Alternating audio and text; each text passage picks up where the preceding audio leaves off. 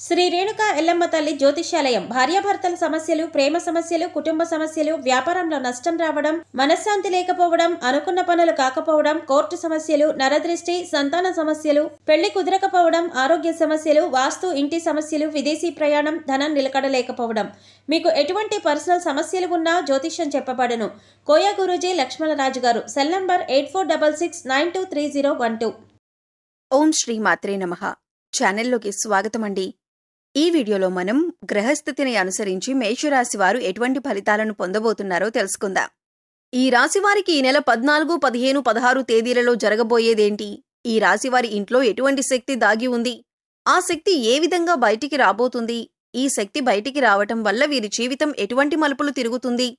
అలాగే ఈ సమయంలో మీరు చేసుకోవలసిన దేవతారాధన, అలాగే పాటించవలసిన పరిహారాల గురించి పూర్తి వివరాలు ఈ వీడియోలో తెలుసుకుందాం.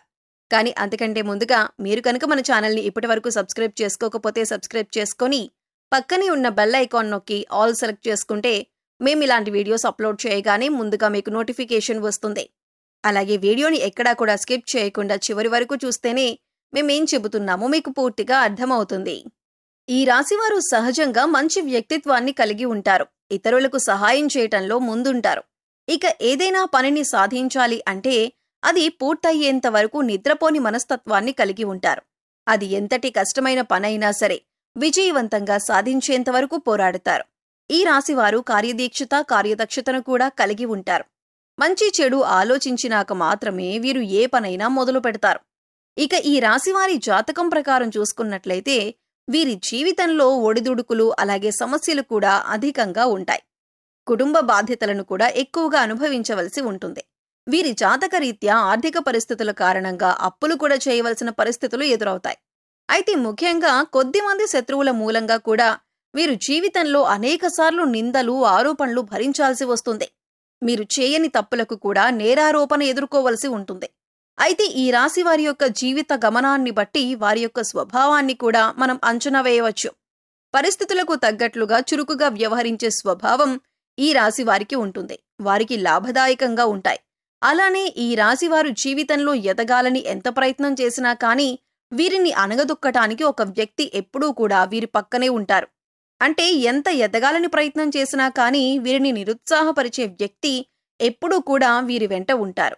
అటువంటి వ్యక్తుల మూలంగా కొన్ని సందర్భాల్లో అవకాశాలను అందిపుచ్చుకోలేకపోతారు. ఒకవేళ ఎంతో కష్టపడి అవకాశాలను అందిపుచ్చుకున్నా కూడా వాటి వల్ల వీరికి ఎటువంటి ఉపయోగం అనేది కూడా ఉండదు. అయితే ఈ రాశివారు జీవితంలో ఎటువంటి పరిస్థితులు వచ్చినా కానీ పట్టుదలతో మీరు ముందుకు సాగినట్లయితే కనుక ఖచ్చితంగా మీ జీవితంలో అనేక రకాల శుభ ఫలితాలను అందుకుంటారు. ఇక ఈ సమయంలో మీలో దాగి ఉన్న ఒక శక్తి అనేది బయటికి పోతుంది. అదే ప్రతికూల శక్తి. మీలో చాలా కాలంగా మీకు తెలియకుండా దాగి ఉన్న ప్రతికూల శక్తి ఈ సమయంలో బయటకు రావటం వల్ల మీరు ఎంతో కాలంగా ఇబ్బంది పడుతున్న అనారోగ్య సమస్యలు కానీ, ప్రతికూల ఫలితాలు కానీ అన్నీ దూరమవుతాయి. ముఖ్యంగా ఆర్థిక పరిస్థితులు మిమ్మల్ని ఎంతో కాలంగా ఇబ్బంది పెట్టిన సందర్భాలు కూడా ఉన్నాయి. క్రమక్రమంగా ఆర్థికంగా దిగజారిపోయిన పరిస్థితులు చూశారు. ఆర్థికంగా ఎదగటానికి ఎంత కృషి చేసినా కూడా ఎటువంటి ఫలితం కనబడట్లేదు. దానికి కారణం మీ ఇంట్లో దాగి ఉన్న ప్రతికూల శక్తి. ఈ ప్రతికూల శక్తి మీ ఇంట్లో దాగి ఉండటం కారణంగా చాలా కాలంగా మీరు ఎన్నో రకాల ఇబ్బందులు ఎదుర్కొంటున్నారు. ఎన్నో రకాల నిందలు పడవలసి వచ్చింది. అవమానాలు, ఆరోపణలు ఎదుర్కొన్నారు. కుటుంబ సభ్యుల మధ్య సఖ్యత కూడా లేదు. అలాగే ఆర్థికంగా కూడా దిగజారిపోతున్నారు. ఈ విధంగా ఎన్నో రకాల సమస్యలు ఎదుర్కొన్నారు. దీనికి గల కారణం మీ ఇంట్లో ఉన్న ప్రతికూల శక్తి. ప్రతికూల శక్తి అంటే నెగటివ్ ఎనర్జీ.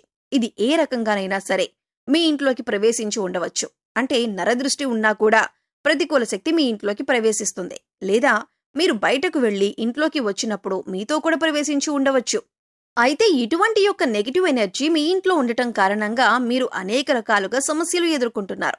అయితే ముఖ్యంగా ఇన్ని సమస్యలకి కారణం తెలుసుకుంటేనే మీ సమస్యలకి పరిష్కారం దొరుకుతుంది. దీనికి ఒకే ఒక్క కారణం మీ ఇంట్లో ఉన్న నెగటివ్ ఎనర్జీ. అయితే ఈ సమయంలో మీ ఇంట్లో ఉన్న నకారాత్మక శక్తి ఏదైతే ఉందో అది బయటికి రాబోతుంది. ఇక ఎప్పుడైతే ఈ నకారాత్మక శక్తి బయటికి వస్తుందో అప్పటినుంచి మీకున్న దురదృష్టమంతా తొలగిపోతుంది. మీరు ఎదుర్కొంటున్న సమస్యలన్నింటి నుంచి బయటపడతారు. అయితే ఈ సమయంలో మీరు చేయవలసిన దేవతారాధన, పాటించవలసిన పరిహారాల గురించి తెలుసుకుందాం. ఎప్పుడైతే మీ ఇంట్లో నుంచి నకారాత్మక శక్తి బయటపడుతుందో అప్పటినుంచి మీరు ఈ సమయంలో ఉదయం సాయంత్రం కూడా ఇంట్లో ధూపం వేయండి. అలాగే ఒక మట్టి పాత్ర తీసుకుని దానిలో రాళ్లుప్పు వేసి పైన చిటికెడు పసుపు, చిటికెడు కుంకుమ వేసి ఒక 10 నుంచి 15 మిరియాలను ఉప్పు పైన వేయండి. ఇలా వేసిన మట్టి పాత్రను 2 చేతుల్లో పట్టుకుని అన్ని గదులు తిరగండి. అలాగే తిరిగినప్పుడు ఇంట్లో ఉన్న నకారాత్మక శక్తి బయటికి వెళ్లిపోవాలి అని సంకల్పించుకోండి. తర్వాత మట్టి పాత్రను తీసుకువచ్చి హాల్లో ఎక్కడైనా మూల పెట్టేయండి. మర్నాడు ఉదయం లేచి ఆ ఉప్పును ఏదైనా పారే నీటిలో పడేయండి. లేదా ఏదైనా చెట్టు మొదట్లో కానీ లేదా బయట వాష్ ఏరియాలో వేసేసి నీళ్లు వదిలేయండి. తర్వాత కాళ్ళు చేతులు కడుక్కొని ఇంట్లోకి రండి. తర్వాత చక్కగా స్నానం చేసి దేవుడి దగ్గర దీపారాధన చేసి ఇంట్లో ధూపం వేయండి.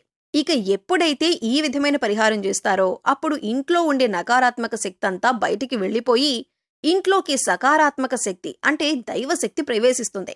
లక్ష్మీదేవి ప్రసన్నమై మీకు పడినటువంటి కష్టాలన్నింటినీ కూడా దూరం చేసుకోవచ్చు. సకల శుభాలు చేకూరుతాయి. ఆర్థికంగా పురోగతి సాధిస్తారు.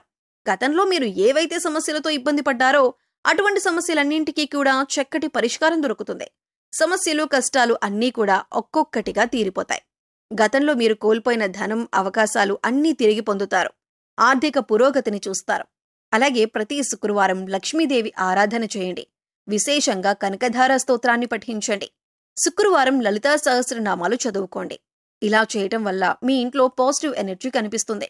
మీరు చేసే ప్రతి పని కూడా విజయవంతంగా పూర్తి చేస్తారు. తద్వారా ఆర్థిక పురోగతిని కూడా సాధిస్తారు.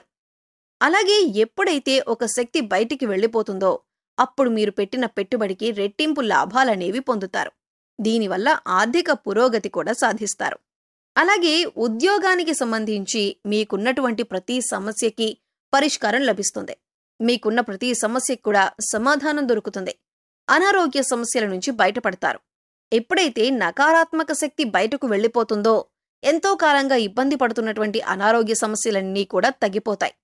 ఇకపై మీరు ఏ పని చేస్తున్నా కూడా మీ ఇష్ట దైవ నామస్మరణ చేస్తూ ఉండటం వలన మీకు దైవబలం కూడా పెరుగుతుంది. అంతేకాదు, మీరు వంట చేస్తున్నా లేదా జర్నీ చేస్తున్నా అలాగే ఖాళీ సమయంలో కూడా మీరు మీ ఇష్ట దైవ నామస్మరణ చేయటానికి ప్రయత్నించండి. ప్రతిరోజు ఇంట్లో దీపారాధన చేయండి. రోజుకొకసారి ధూపం వేయండి. అప్పుడు ఎటువంటి నకారాత్మక శక్తి ఇంట్లోకి ప్రవేశించదు. వీలైనంత వరకు దాన ధర్మాలు చేయండి. మూగ జీవాలకు, పశుపక్ష్యాదులకు తాగటానికి నీరు, తినటానికి ఆహారాన్ని ఏర్పాటు చేయండి. ఇలా చేసినట్లయితే నకారాత్మక శక్తి వెళ్లిపోయి లక్ష్మీదేవి అనుగ్రహం కలుగుతుంది.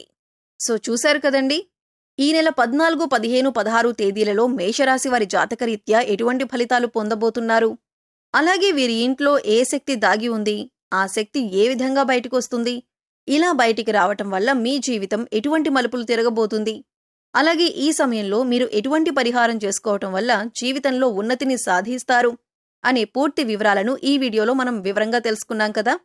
ఈ వీడియో మీకు నచ్చినట్లయితే లైక్ చేయండి.